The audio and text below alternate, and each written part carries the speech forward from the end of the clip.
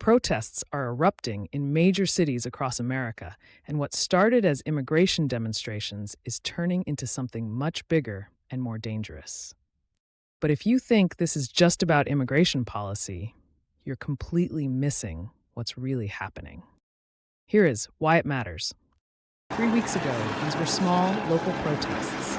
Today, we have coordinated nationwide action with military deployment on American streets. Here's what nobody's talking about. This isn't about immigration, it's about stress testing American democracy. And the system is starting to crack. We're in a feedback loop where each response creates the justification for the next level of action. And nobody knows how to step back. What started as "we want better immigration policy" has become "the government is illegitimate" versus "protesters are domestic terrorists." And it's about to get worse. More protests are planned in dozens of cities, with organizers coordinating timing and tactics. Here's the terrifying part. The country is split almost exactly 50-50 on whether these protests are patriotic resistance or dangerous extremism.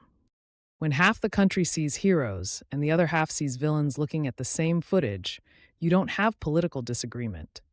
You have two different countries occupying the same territory.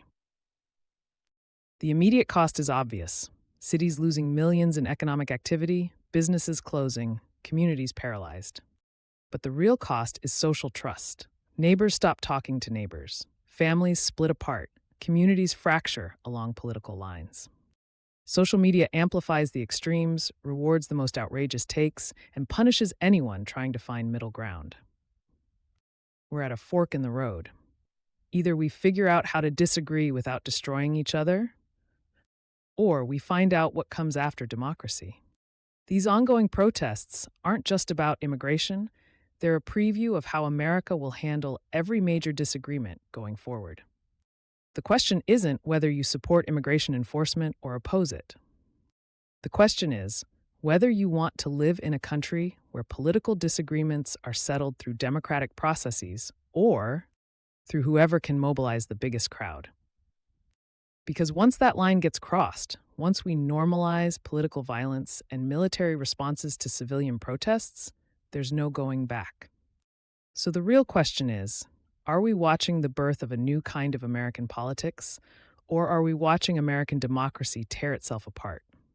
Because based on what's being planned nationwide, we're about to find out. Thanks for watching Why It Matters. Click like and be sure to subscribe.